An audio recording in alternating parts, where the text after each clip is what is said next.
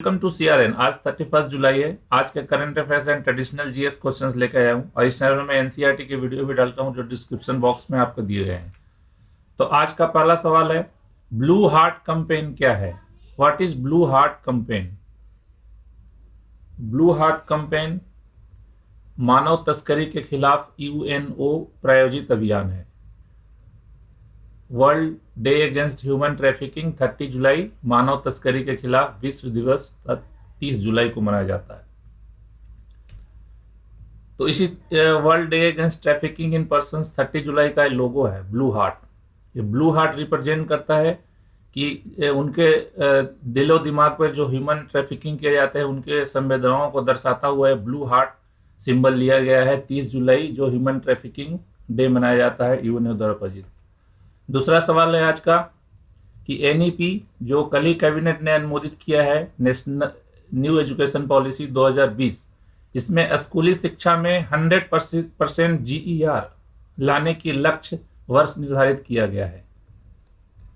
तो 2030 तक school education में 100% जीईआर कहने की बात कही गई है national education new education policy 2020 में। अब जीईआर क्या है? तो GER means gross enrolment ratio.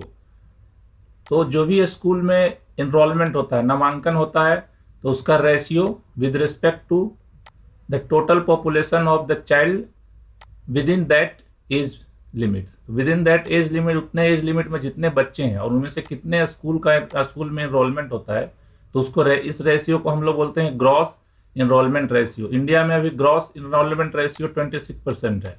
मतलब 100 स्कूली बच्चे जो होते हैं, जो स्कूल जाने लायक होते हैं, उसमें से 26% ही, यानी 26 लड़के ही स्कूल में एडमिशन ले पाते हैं। तो इसी को 100% करने की बात न्यू एजुकेशन पॉलिसी 2020 में की गई है। उसका लक्ष्य वर्ष निर्धारित किया गया है 2030। आज के तीसरा सवाल है, 3 टर्म लिए हैं हमने। सीरोलॉजी क्या है? तो serology the study of blood serum. Blood serum के स्टडी को सीरोलॉजी बोलते हैं। दूसरा है वायरोलॉजी, वायरस के अध्ययन को वायरोलॉजी बोलते हैं। तीसरा है सेरीकल्चर, मतलब रेशम पालन, रेशम सिल्क फार्मिंग को हम लोग सेरीकल्चर बोलते हैं। इसमें से कौन सा सही है? तो सभी सही है। ये 3 टर्म इसलिए लिए हैं कि ये तीनों टर्म आए दिन न्यूज में रहते हैं। सीरोलॉजी तो अभी अभी न्यूज में रहा है, वायरोलॉजी अभी अभी न्यूज रहा है, इसी से रिलेटेड सेरीकल्चर इसलिए इसमें मैंने शामिल किया है। तो serology the study of blood serum, virology the study of virus, sericulture silk farming. आज का अगला सवाल है कि कौन से राज्य ने महिला उद्यमियों के सशक्तिकरण के लिए अमेजन सहेली कार्यक्रम चलाया हुआ है?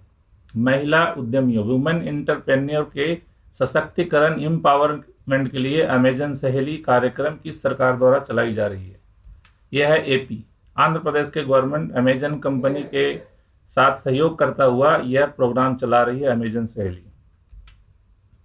अभी आज के जो पर्सन्स जो न्यूज में रहे हैं उससे रिलेटेड क्वेश्चन है कि भारत में चीन के राजदूत कौन है? सन विदोंग। चीन में भारत के राजदूत कौन है? विक्रम मिश्री। पाकिस्तान में भारत के राजदूत अजय बिसारिया। भारत में पाकिस्तान के राजदूत मोइनुल हक। ये सब व्यक्ति हमेशा न्यूज में रहते हैं, तो ये सब आपको याद होना चाहिए, कॉम्पिटिटिव एग्जाम पूछे जाते हैं। इसमें सब सही है। अगला है कि भारत में कितनी संसदीय समितियां हैं? एक क्वेश्चन मैंने 3 दिन पहले भी वीडियो में लिया है। एक क्वेश्चन कुछ रिपीट इसलिए होते हैं कि बहुत इंपॉर्टेंट होते हैं और रिपीट में करता हूं ताकि आपको याद हो जाए। तो भारत में कितनी संसदीय समितियां हैं? 24 संसदीय समितियां हैं। अब संसदीय समितियां क्या होती है कि जितने भी पार्लियामेंट में जो डिपार्टमेंट हैं, तो अलग अलग डिपार्टमेंट से रिलेटेड तो मिनिस्टर कुछ होते हैं और इसी डिपार्टमेंट से रिलेटेड संसदीय समितियां होती है। तो इस एक संसदीय समिति में 31 मेंबर होते हैं। 31 में से 21 लोकसभा से लिए जाते हैं और 10 राज्यसभा से लिए जाते हैं। दोनों मिलकर 31 मेंबर से एक संसदीय समिति बनता है। तो इसी तरह से 24 डिपार्टमेंट से रिलेटेड 24 संसदीय समितियां हैं, भारतीय संविधान में लिखी गई है। भारत में कितनी संसदीय समितियां हैं? तो 24। बहुत इंपॉर्टेंट है। तो ये न्यूज इसलिए लिया है कि मैंने अभी parliament panel EIA environment impact assessment को डिस्कस कर रही है। जो साइंस एंड टेक्नोलॉजी डिपार्टमेंट के जो पार्लियामेंट्री पैनल है EIA, जो अभी ड्राफ्ट लाया गया है इन्वायरमेंट से रिलेटेड, इन्वायरमेंट क्लियरेंस के लिए, जैसे न्यू प्रोजेक्ट को चालू होता है तो उसको इन्वायरमेंट क्लियरेंस लेना पड़ता है। तो इन्वायरमेंट क्लियरेंस में काफ़ी दिक्कतें आ रही थी, तो गवर्नमेंट ने कुछ चेंज प्रपोज किए हैं। उसमें से सबसे बड़ा एक प्रपोज है जो कि जिसका विरोध भी किया जा रहा है कि अभी नए गाइडलाइंस के हिसाब से पब्लिक ओपिनियन लेने की बात नहीं कही जा रही है कि इन्वायरमेंट क्लियरेंस के लिए पब्लिक ओपिनियन की जरूरत नहीं है। इसका काफ़ी विरोध किया जा रहा है। तो इससे रिलेटेड एक क्वेश्चन है, आपको जानना चाहिए कि भारत में कितनी संसदीय समितियां हैं? 24 है। एक संसदीय समिति में 31 मेंबर होते हैं, 21 लोकसभा के और 10 राज्यसभा के। आज से अगला सवाल है कि पीएम नरेंद्र मोदी को निजी सचिव किससे नियुक्त किया गया है? इसका आंसर है हार्दिक शाह। हार्दिक शाह को पीएम नरेंद्र मोदी के निजी सचिव नियुक्त किया गया है। आज का अगला सवाल है भोपाल गैस त्रासदी कब हुई थी? भोपाल गैस त्रासदी इसलिए हुई कि आज की न्यूज है कि भोपाल गैस के लीक के जो विडोज हैं उसमें जो मृत्यु हुई थी उनकी जो विधवाएं हैं अभी भी पेंशन का इंतजार कर रही है। तो ये भोपाल गैस त्रासदी इतिहास में काफी फेमस रहा है भारतीय इतिहास में। तो कब हुआ था? तो भोपाल गैस त्रासदी 1984 में हुआ था। यूनियन कार्बाइड कंपनी के प्लांट में गैस रिसार्च हुआ था। उस गैस का नाम था आइसोमिथाइल साइनेट गैस के रिसाव की वजह से करीब 20,000 लोगों की मृत्यु हो गई थी। ऑफिशियल डेटा तो 4,000 का है, लेकिन ऐसे बोला जाता है कि करीब 20,000 लोगों की मृत्यु हो गई थी। तो ये बात काफी इंपॉर्टेंट है। इसी से रिलेटेड एक रसिया के एक न्यूक्लियर प्लांट चेरनोबिल में एक हादसा हुआ था, वो भी इतिहास में काफी फेमस रहा है। वो हुआ था 1986 में। ये भी कभी कभी पूछा जाता है कि रसिया के चेरनोबिल न्यूक्लियर प्लांट हादसा कब हुआ था? 1986 में।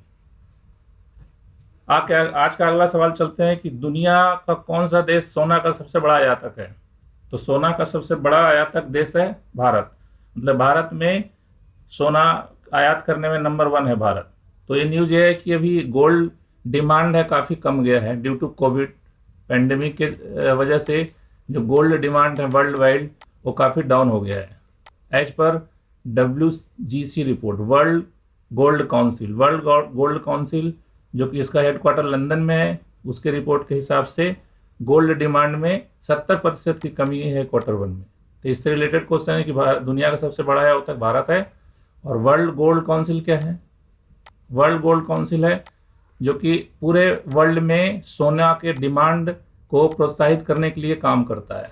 ट्रेड, मैन्युफैक्चरिंग से लेकर सारे चीज़ के देखभाल करता है ताकि वर्ल्ड में गोल्ड डिमांड बना रहे। तो world gold council headquarter London, उसके रिपोर्ट में दर्शाया गया है।